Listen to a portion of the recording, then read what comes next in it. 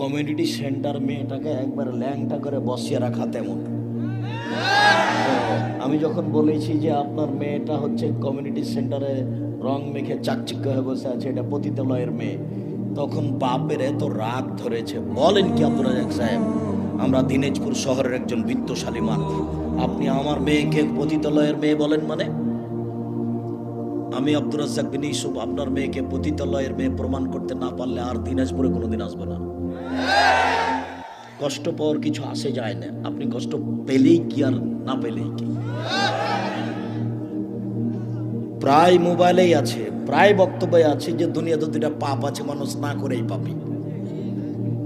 তার একটা হলো কেউ যদি কাউকে বলে যে আসো জুয়া খেলি, খেলেই নি, খালি কি বলেছে আসো খেলি, তাহলে কি দিতে হবে? 10 জন ফকিরকে সোয়া কেজি করে